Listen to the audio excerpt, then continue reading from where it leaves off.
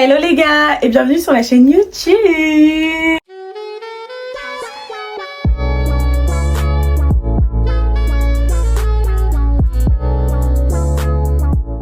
Aujourd'hui, on va parler de mes 23 ans de célibat. Je suis célibataire depuis 23 ans. Enfin, j'ai eu 23 ans cette semaine et je suis encore célibataire.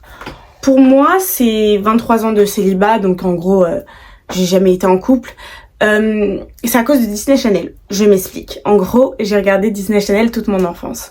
Ça veut dire que j'avais des attentes vis-à-vis des garçons, vous voyez. Et du coup, quand j'ai commencé à fréquenter les garçons à mes 18 ans, bah j'étais très surprise. C'est-à-dire que j'étais en mode mais ça n'a rien à voir avec ce que je vois à la télé. Enfin, qu'est-ce qu'ils nous font là? Et du coup, ça veut dire que j'étais très déçue. Et ça veut dire que j'ai toujours eu des attentes avec les garçons et que j'ai toujours dit le mec avec qui je vais sortir, faudra qu'il respecte toutes ses attentes. D'accord? Faudra qu'il remplisse toutes les cases parce que j'ai pas envie de me tromper et j'ai pas envie d'avoir le cœur brisé pour quelqu'un qui ne me méritait pas ou autre ou quoi. Vous voyez ce que je veux dire?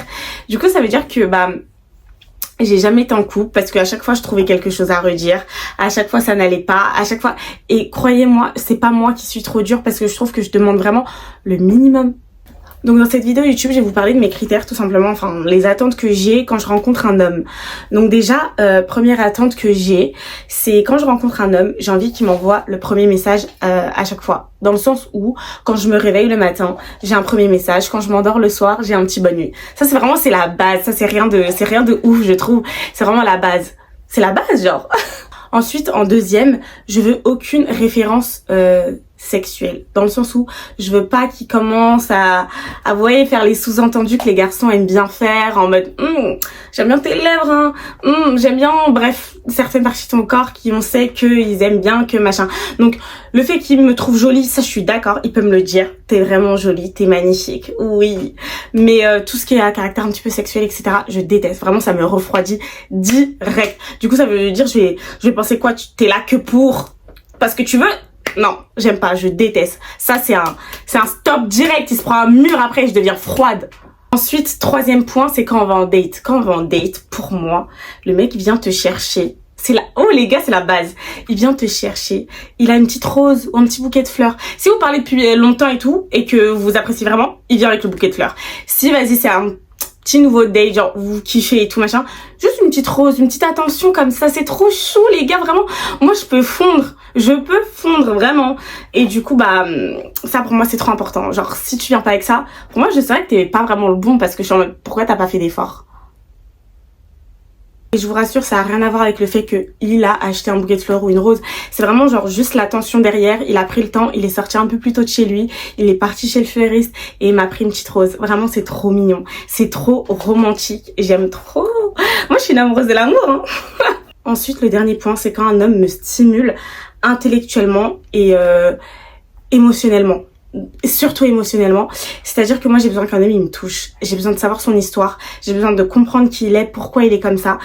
Ça c'est vraiment un truc dans lequel je fonce, je peux tomber amoureuse direct. Si t'arrives à me toucher émotionnellement, de par ton passé ou autre, j'aime trop. Si on est connecté dans le sens où déjà on partage la même foi, je suis chrétienne, qu'il est chrétien, si on est connecté spirituellement, ça énorme. C'est vraiment le truc qui me fait tomber.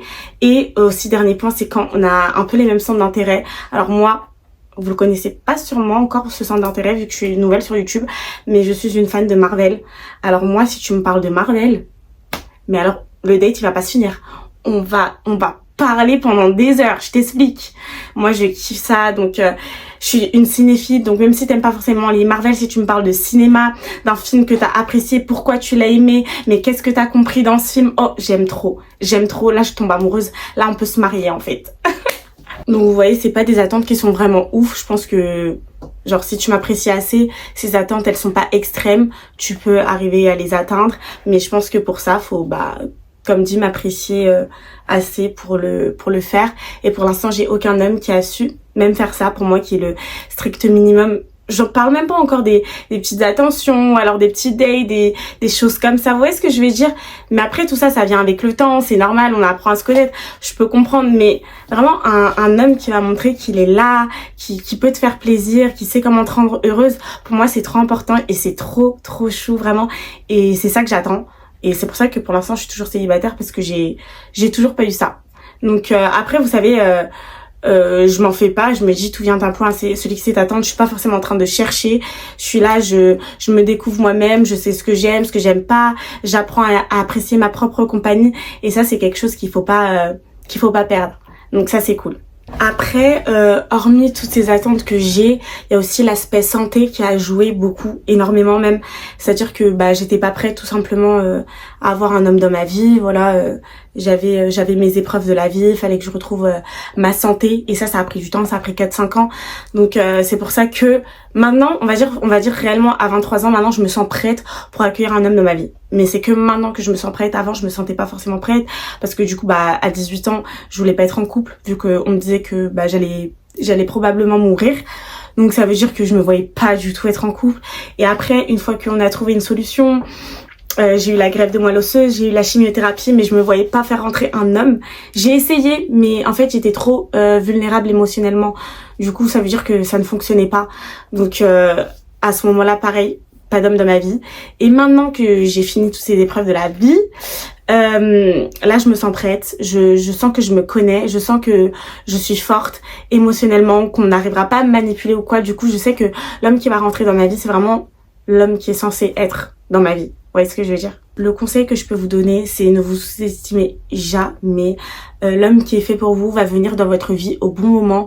Faut pas être pressé. C'est pas parce que vous voyez tout le monde en couple sur les réseaux que vous aussi vous devez être en couple. Prenez le temps de vous connaître, d'apprendre à vous connaître, etc. pour que quand un homme rentre dans votre vie, ça soit un plus et pas une nécessité. D'accord? Pas que vous créez de la dépendance affective ou autre, ça peut être même financière ou quoi. Vraiment, apprenez à vous construire d'abord vous-même et ensuite laissez un homme rentrer dans votre vie. Moi, c'est le conseil que je peux vous donner. Et sinon, n'hésitez pas dans les commentaires à partager votre expérience avec moi. Qu'est-ce qui vous arrive avec les hommes? Quelles sont vos attentes? J'ai trop envie de savoir. Et voilà. Sinon, c'était la fin de ma vidéo. Elle était un petit peu courte, mais j'espère que vous avez apprécié. Gros bisous. Ah oui, j'oublie à chaque fois de le dire, mais n'hésitez pas à vous abonner à moi sur YouTube, sur TikTok, Azilis Glow, et sur Instagram, azilis.glow. Gros bisous, je vous aime.